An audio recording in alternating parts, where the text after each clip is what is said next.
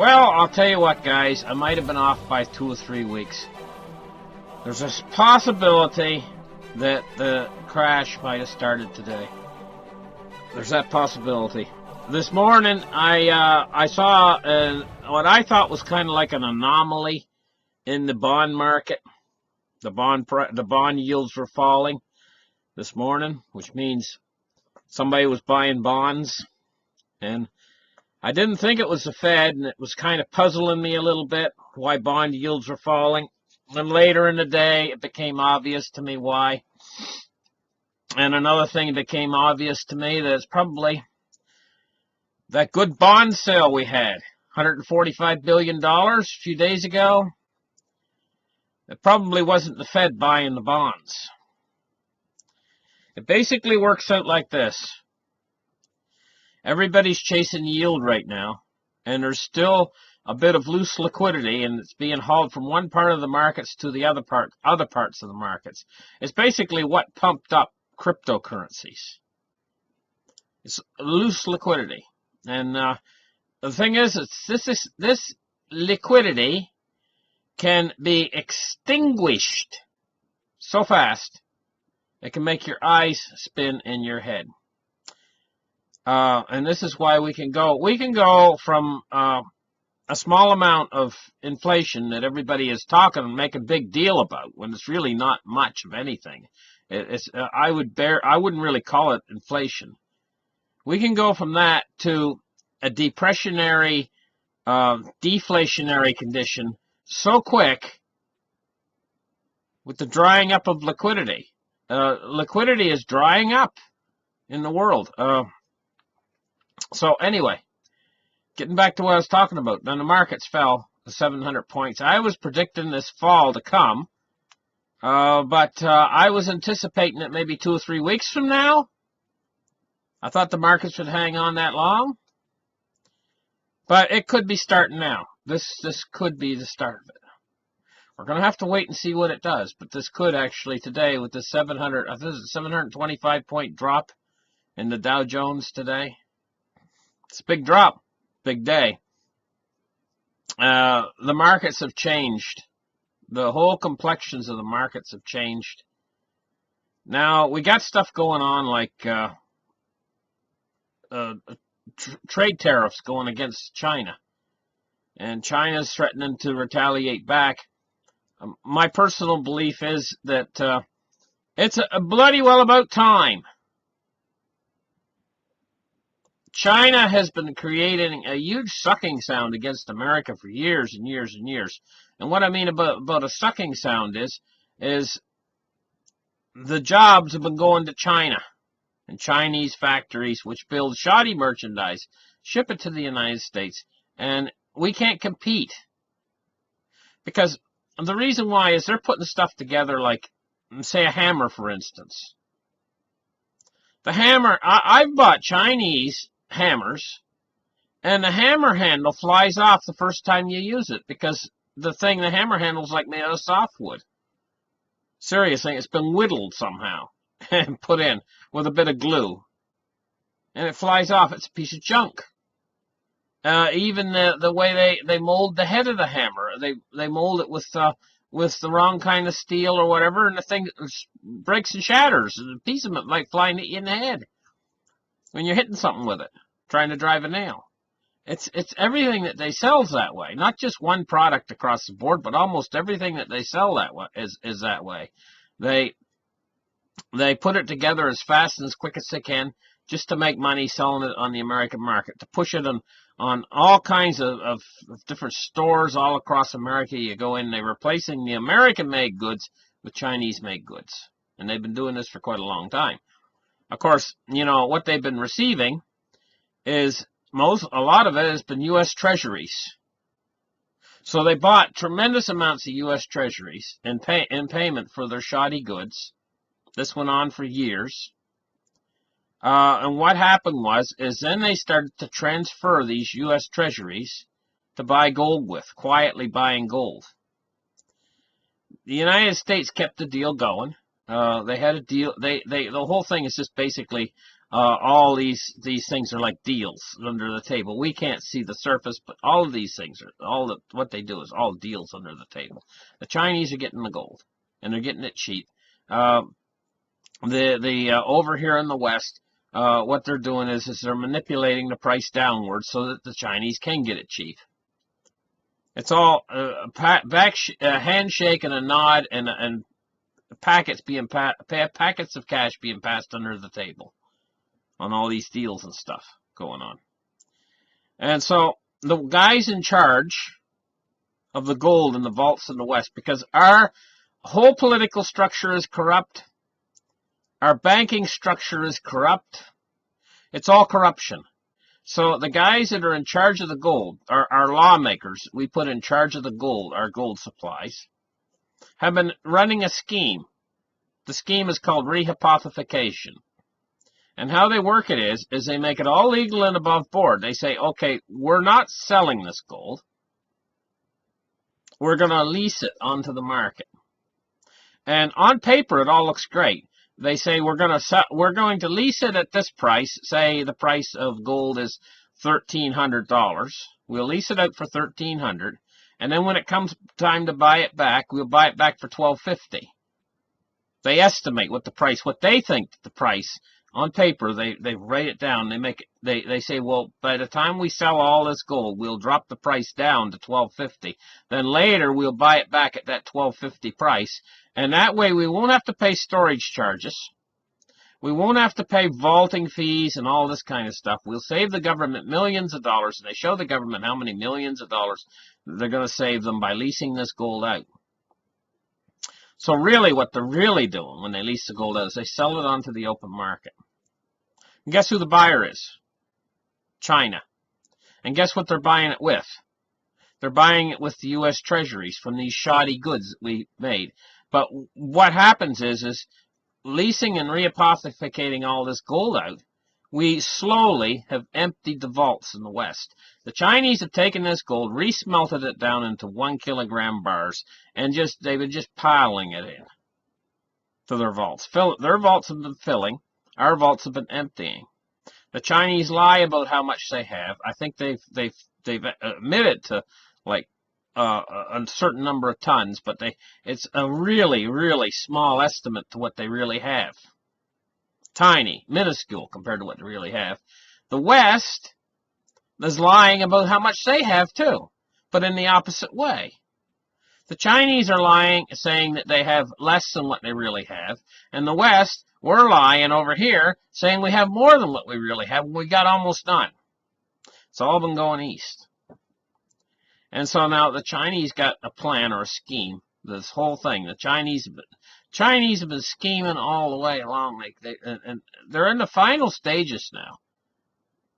And our government over here is finally stopping the sucking sound. But it might be a day late and a dollar short, and they're not doing enough. They're only imposing $50 billion in tariffs. They need to impose $1 trillion, $2 trillion. They need to impose 50 times as much as they're doing right now. They're only doing 1/50 as much as they should to stop this sucking sound from China. They should completely shut China off. And the immediate reaction if they did that would be very severe immediately. But what would happen is over here in America, suddenly our companies would be able to compete. And we wouldn't have any merchandise. We'd be out of everything. And what happens if you got a country and suddenly you're out of everything? You haven't got anything. Say there's no hammers on the store shelves. Everybody wants hammers. And they're not going to come from China anymore because we've got super large tariffs on them. Or if they are going to come from China, they're going to be 10 times the price of what they should be. Suddenly, there's a market for hammers. So a hammer company has to open up here in America that makes American-made hammers. Our hammers will be good hammers, not like the Chinese hammer that the head flies off on. Our hammers will last for 30 years, just like our shoes last good. Leather soles and everything else. Costs a little bit more for American-made goods, but we're keeping the work in America. not sending it out to the Chinese so that they can convert it into the treasuries into gold and then suck all of our vaults empty. Because that's what they've been doing. But see, now, why I say this is a little bit late in what they're doing is because they're finally doing it, putting these trade embargoes and stuff to stop the sucking sound. But it's a little bit late because now the Chinese got all the gold. And so when the Chinese, they got control. Basically, the Chinese, to put it in terms that we can understand here, is the Chinese now got the ball in their possession and they're running with it. Okay, if we're talking football.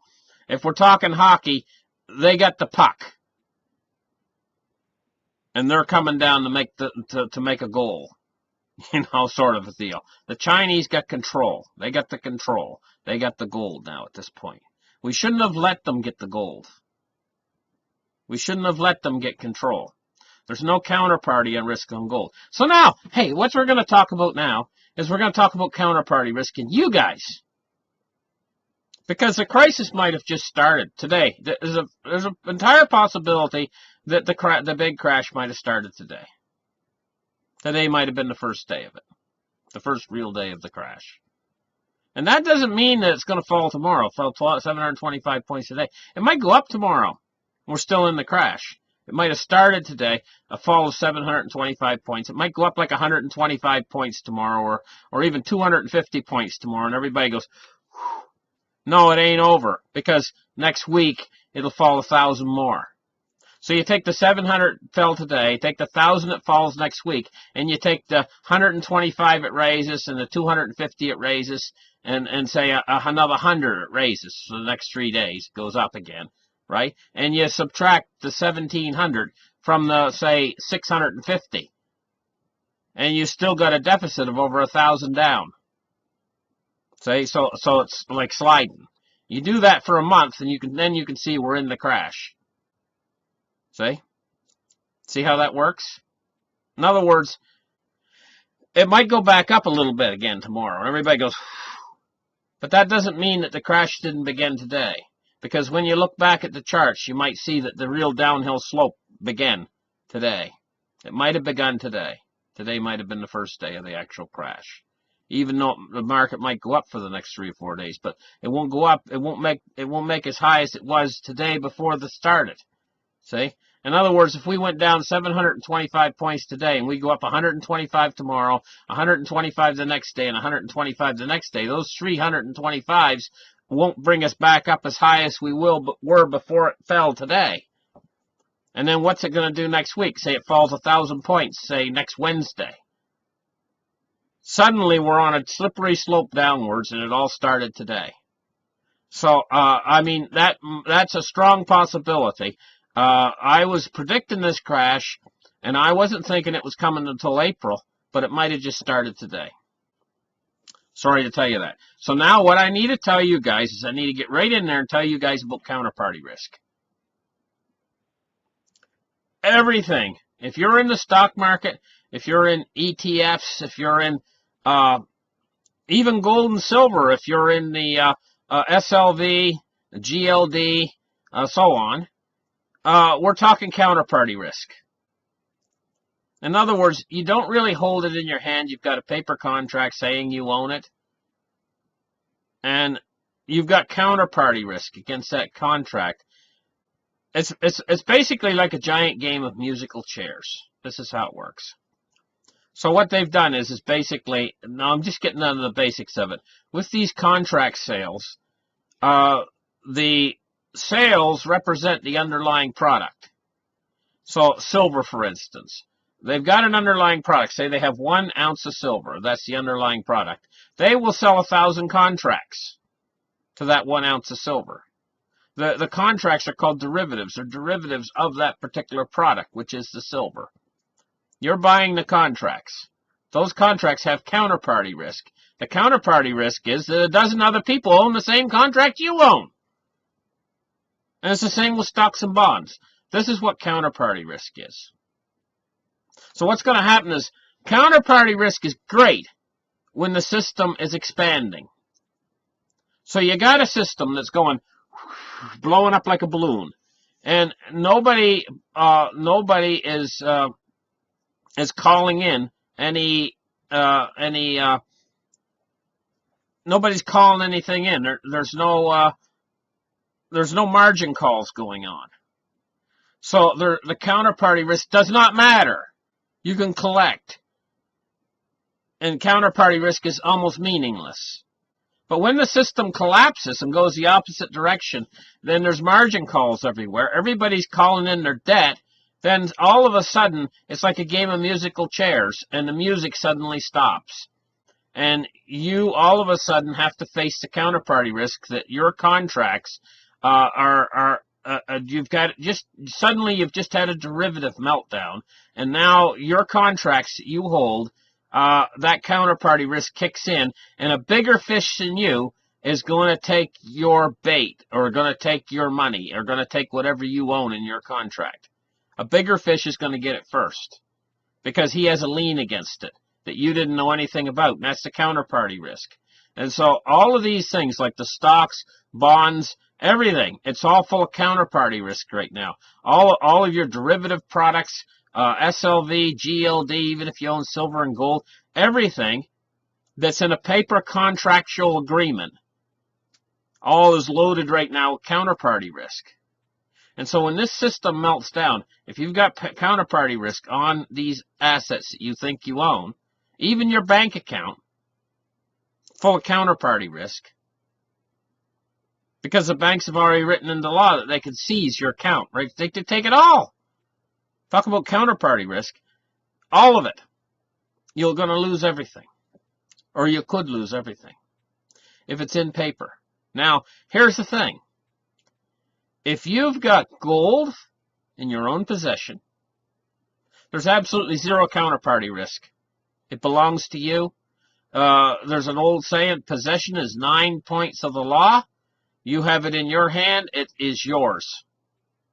Silver the same way. Physical silver in your possession, it's yours. Even cash. If you have cash in your own physical possession, and it's physical cash, it's real bills, then it belongs to you too. Diamonds in your physical possession, no counterparty risk. So all these things I'm telling you right now. And now cryptocurrency too, no counterparty risk. If you have it on your own wallet, don't leave it in the exchange, because there's counterparty risk again. Okay? Because the exchanges, it can get called. All of the things that they have in the exchanges all can get called in, and then you won't have any of it. In other words, there's margin calls. The exchanges, even the cryptocurrency exchanges, you'll lose all your cryptocurrency if it's in the exchange. If you've got gold and silver and a vaulting company is owning it, it's counterparty risk on your gold and silver. A Brinks truck will come in, and they'll take your gold and your silver that the vault's holding for you, and they'll load it into the Brinks truck, and they'll drive off with it. And then you've got to prove that you have the rights to that. But when the bank seizes it, good luck with that. It might take you years to get it back, if you can get it back at all. Counterparty risk again. We're getting ready for a system-wide shutdown. And if everything you own has counterparty risk attached to it, you could lose your shirt. You've got to get out of counterparty risk, and you've got to get into assets that you have in your own physical. If you don't have it in your physical possession, in your hot little hand, when this whole thing comes down, this credit expansion, this credit boom that's been going on for years and years and years and years, when it contracts, the only people that are going to own anything is somebody who owns something tangible, and they own it in their hot little hand. Like if you own a diamond, and that diamond is in your hand. If you own silver, if it's in your hand. If gold, platinum, palladium, even copper, if it's in your hand, then you own it. Nickel, cadmium, anything like that. Even lead. All metals are going to be great. No counterparty risk if you've got the physical metal. Even if you are a guy and all you've got is 100 radiators in your backyard. When this thing strikes, you better cover those radiators or put them in a shed, because somebody's going to steal them on you when this thing strikes, because poverty is going to be everywhere. And this thing is going to be vicious. I've said to my father over and over again, I said, Pop, when this thing hits and the credit expansion comes to a stop and the whole thing folds in on itself, I'm telling you, Gregory Mannarino, he is absolutely correct with this. He said the same thing. When this whole thing folds in and this whole thing melts down and the credit expansion shrinks back again, what's going to happen is human life is not going to be worth very much. Because we've had an expansion with the credit, we've also had an expansion of people. It's like lemmings. And up in the far north, the lemmings expand and they breed and breed and breed, and all of a sudden, they all dive off of a cliff. And they all die. They all splat down into the ocean down below. You know? And this is what we're actually facing. We're facing an event that's coming right now where credit is going to dry up, and so is what provides all of us. So it could actually get really bad. I don't know how bad it's going to get. I've never been through anything like this before myself. But it could actually come down to a meltdown of the entire system. But let's hope it doesn't come to that. But I don't think it's going to be good. I think it's going to be rough. Now, there's guys out there that think it's going to be worse than what I think it's going to be. Guys like Bill Holter. If you listen to him, listen to Bill Holter, you're going to get scared. You know what I mean? He's going to scare you. I don't think it's going to get that bad. I think it's going to be more Great Depression-ish, where you can survive, the lights and power stay on, the police maintain law and order, but you're going to resort to having to have a hard time scrapping dinner together, sort of a thing. I think this is what we're going to be facing for most people. And I think gold and silver is going to be king in this. I think if you got gold and silver, you're going to be sitting pretty through the whole thing. This is what I think, personally. But the whole thing might be starting. I mean, you didn't hear me saying this before. During the last crash we had, when it fell, do you remember? About a month or two ago, I wasn't sitting here saying, hey, it's the end of the world, this is it. I wasn't saying that last time. I wasn't saying this might be the major one.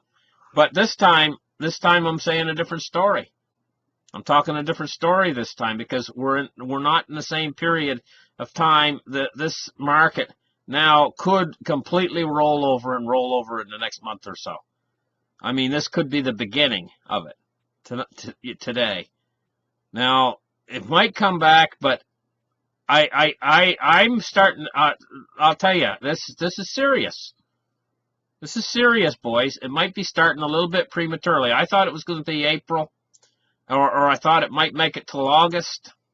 Might not. This is serious. Got to really keep an eye on this next couple days. What happened today with the market dropping off over 700 points? This is starting to get serious now. Now, remember what I said, too. I said that Bitcoin, in this first part, when the market starts to melt down, they're going to see it as a safe haven asset, a lot of people. Because this is mentally what they think. They think HODL, and they think safe haven asset. When they see it start to go up a little bit, they're going to start hopping on board, and they're going to feel the panic of the markets. They feel that 700-point drop today, and they start to get a little bit nervous, and they say, "I better buy some cryptocurrency." And a lot of them are thinking the same way. And I think you might see the cryptocurrency melt upwards a little bit, but slowly, albeit slowly. When this market goes below 20,000, the real panic's going to set in, and I believe that the cryptocurrency is going to crash with it. And then the people that are HODL will be shook out of their positions. Because the cryptocurrency is going to fall so viciously if that happens. It's going to be such a vicious crash in the cryptos that I think that an awful lot of people will be shaken out of their positions. And we're going to see massive drops in the crypto, worse than the stock market. Once the stock market, the mark I'm giving you for this is 20,000 on the Dow. When the Dow drops below 20,000, that's when the real fear is going to enter in. And all of a sudden, when that happens, you're going to see a change. Now, when the Dow's fallen down to 20,000, you're going to see gold and silver still suffering. It's going to be like suffering along, right? But as soon as the Dow drops below 20,000, you're going to see the dollar, gold, and silver, all three of them, doing very well for themselves at that point. And this is what's coming. This is what I think is coming. Now, it might be starting now, or maybe we can hold off for another 3 months, or even another 6 months. We're going to have to wait and see on that, but it might have started today. I'm excited, because I've been watching this for a long time, and I see that this could be the beginning of the end for our way of life that we've known for so long. Because this thing's going to, if it is what I think it is, this could be monumental. And it could be issuing a change of life that we've never seen. Now, if it is, if we do get this crash, I'll run through it real quick again. As I'm sitting here and running this program, I'll run through it real quick what's going to happen. We get this massive crash and a massive deflation, okay? And it's going to hit real fast, it's going to hit real hard, and it's going to shock everyone. A massive drop in the stock market, all the way down to about 12,000, right? Panic's going to set in worldwide. Everything's going to fall. Cryptocurrencies, everything. Then what's going to happen is then the world's central governments, because these too big to fail banks are going to start to go under, and Deutsche Bank might be the first one of the bunch of them that'll start to go under. They're going to have to come in, and they're going to have to not bail-ins, but bailouts. They're going to have to bail them out. The government's going to have to come in through the central banks and bail them out. They'll be forced to. When they do that, they're going to enter into a new phase of monetary stimulation, of stimulating. They'll drop interest rates right back down again in an effort to try to stop this thing. And they'll even try to go negative on interest rates. When they do all of that, and they go back to bond purchases again, this is what they're going to do. So bond yields will go up, right? When they do all of that, look out, boys. Look out. Because what's going to happen then is that all of the fiat currencies worldwide, dollar included, all of them are going to start to lose value. Now, when that first starts to happen, it's going to be like a turnaround, an about face from what we're doing right now. All the central banks are going to turn monetary policy around. When they do that, we're going to actually have a recovery, an economic recovery, a real economic recovery. But it's not going to last long. It's only going to last a couple months. And then you're going to see the most profound inflation that you've ever seen in your life, and that is going to destroy the economic recovery. And then we're going to be into a worldwide, we've never experienced it before, a worldwide hyperinflation. Never experienced this before. And the benefactors of this worldwide hyperinflation is going to be cryptocurrency is probably going to be the biggest benefactor, and then gold and silver, secondary benefactors. And when it's all done and the dust clears, it's only going to take a small little tiny fraction of cryptocurrency or gold and silver to make you a rich man, because nobody else is going to have any. And the people that don't have any, they're going to have lost everything. And human life ain't going to be worth very much at all. It's not going to be worth a nickel. People will be dying on street corners just for a meal that costs a nickel. Or that what an equivalent of a nickel will be worth in nickel, real nickel. Because a nickel won't be worth anything. But if you've got a real nickel that's actually made out of nickel, it will be worth enough to save a person's life. But people won't be saving people's lives. They'll be just letting them lay there and die for the sake of a nickel. So I guess you could say human life won't be worth 5 cents. This is the kind of world that the central banks have brought us. Thank you, Federal Reserve. Thank you, all of the central banks, because this is what you'll have brought us to. You'll have brought humanity down to a groveling position where we're all scrounging for a bit of grain. The whole world is gonna be cast into the type of position that we used to always see in Africa and African countries, where the people's stomachs are bloated. This is what they're gonna do to us, these central banks. So these people that say end the Fed, yes, end the Fed, because they're destroying us. Listen, thank you guys for listening. Like and subscribe, and we'll catch you in the next show. Bye.